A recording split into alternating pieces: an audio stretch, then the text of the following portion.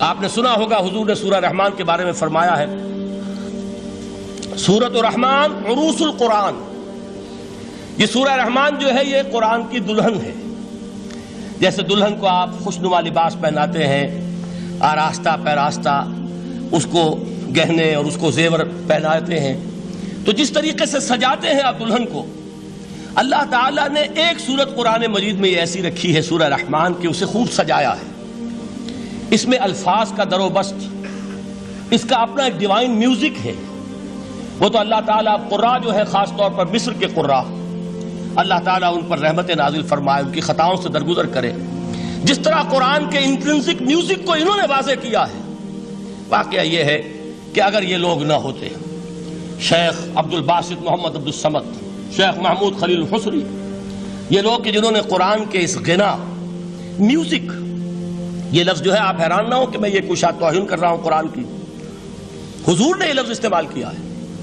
تغنو، اس قرآن کو اچھی سے اچھی خوشلحانی کے ساتھ پڑھو. من لم یتغن بالقرآن فلیس منا، جو قرآن کو بہتر سے بہتر انداز میں، اچھی سے اچھی آواز میں، خوشلحانی کے ساتھ پڑھنے کی کوشش نہیں کرتا، وہ ہم میں سے نہیں ہے. بلکہ ایک مرتبہ حضور رات کے وقت آپ گشت پر تھے اپنے ساتھیوں کے حالات معلوم کرنے کے لیے.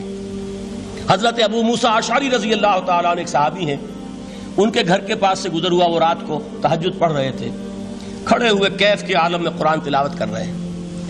حضور کو بہت پسند آئی ان کی قرات، کافی دیر تک وہاں کھڑے سنتے رہے. اب انہیں کیا پتا کون سن رہا ہے. بالکل اسی طرح سمجھ لیجئے ایک بات یاد آئی ہے. حضور فرماتے ہیں کہ جس طرح کان لگا کر اللہ قرآن کو سنتا ہے، کسی چیز کو نہیں سنتا. ہمیں نظر نہیں آتا نا، ہمیں معلوم نہیں. ہم قرآن پڑھ رہے ہیں تو سننے والا کون ہے؟ سب سے زیادہ کان لگا کر خود اللہ. یہاں اس لیے مجھے یاد آیا کہ ابو موسیٰ اشعری کو کیا پتا تھا کہ کون سن رہا ہے. وہ اپنی کیفیت میں نماز میں تہجد میں قرآن کی تلاوت کر رہے تھے. اور ظاہر بات ہے ان کے گھر ایکڑوں میں بنے ہوئے نہیں تھے، ایک ایک کمرہ، ایک ایک کوئی حجرہ، ایسے ہی تو گھر تھے نا صحابہ کے. لہذا حضور پاس سے گزرے، آواز آئی، کافی دیر سنتے رہے. اس کے بعد آپ تشریف لے گئے. صبح فجر میں ملاقات ہوئی تو حضور نے تحسین کے انداز میں فرمایا، یا ابا موسیٰ انک قد اوتیت مزمارا من مزامیر آل داؤد. اے ابو موسیٰ، تمہیں تو آل داؤد کے سازوں میں سے ایک ساز اللہ نے عطا فرما دیا ہے. جس طرح حضرت داؤد، لہن داؤدی مشہور ہے کہ جب وہ پچھلے پہر رات کو حمد کے ترانے الاپتے تھے، قرآن میں ہے کہ پرندے شامل ہو جاتے تھے ساتھ، اور پہاڑ وجد میں آتے تھے، پہاڑ بھی ان کے ساتھ شریک ہوتے تھے.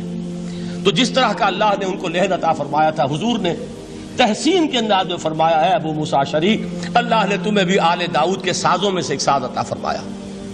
بہرحال قرآن مجید کا جو یہ میوزک ہے، قرآن کے الفاظ کا جو حسن ہے، جہاں تک حسن معنوی ہے وہ تو ہر لفظ میں ہے، لیکن یہ حسن ظاہری، حسن صوتی، حسن لفظی، یہ اپنے کلائمیکس پر آپ کو نظر آئے گا سورہ رحمان میں.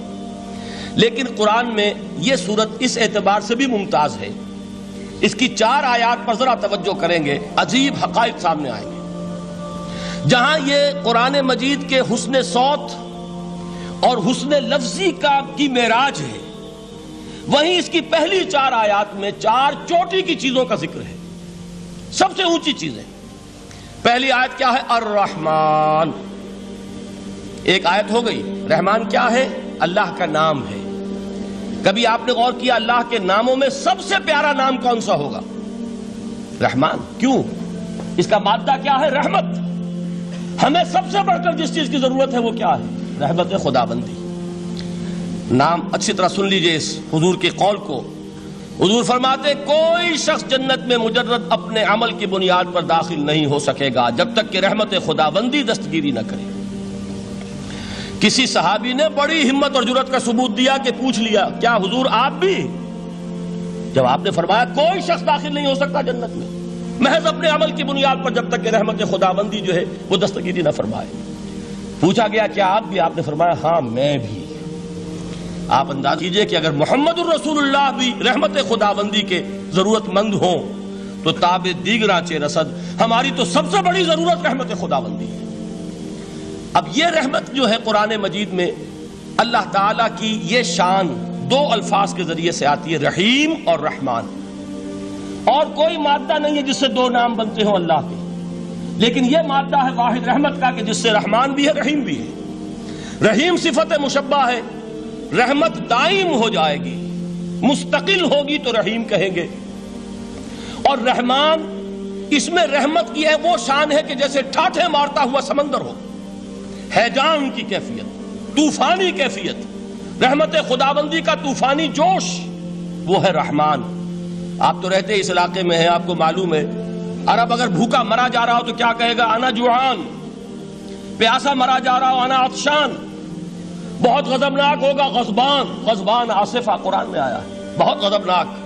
رحمان جس کی رحمت جو ہے جوش میں ہے، ٹھاٹھے مارتے ہوئے سمندر کے مانند۔ تو یہ اللہ تعالیٰ کے ناموں میں سب سے پیارا نام۔ اب آگے چلیے، الرحمن علم القرآن، رحمان نے قرآن سکھایا۔ رحمت خداوندی کا سب سے بڑا مظہر، رحمان کی رحمانیت کا سب سے بڑا مظہر قرآن ہے۔ ان میں جو منطقی ربط ہے اس کو سمجھتے جائیے۔ اچھا آپ یہ سوچئے، جو علم بھی انسان کو حاصل ہوا وہ کس نے دیا؟ اللہ نے۔ سائنس کا علم کس نے دیا؟ اللہ نے۔ علم آدم الاسماء کلہا، وہ علم الاسماء جو حضرت آدم کو دے دیا گیا تھا ازل میں، یہ اسی کا ظہور ہے، یہ اسی کی ایکسفولیشن ہے جو ہو رہی ہے اور ہوتی رہے گی ابھی۔ اور دوسرے علم ہے وہ کس نے دی؟ اللہ نے دی۔ لا یحیطون بشیء من علمہ الا بما شاء، مخلوق میں سے کوئی اللہ کے علم میں سے کسی شے کا احاطہ نہیں کر سکتا مگر وہ جتنا اللہ دینا چاہے۔ لیکن یہ کہ تمام علوم میں چوٹی کا علم قرآن۔ نوٹ کرتے جائیے، اب چوٹی کی چیزیں جمع کیجیے۔ اللہ کے ناموں میں چوٹی کا نام رحمان، اللہ نے جو کچھ انسان کو سکھایا اس میں چوٹی کا علم قرآن۔ خلق الانسان، انسان کو پیدا فرمایا۔ سوال یہ کہ حیوانات کو کس نے پیدا فرمایا؟ آسمان کس نے پیدا کیے؟ زمین کس نے پیدا کی؟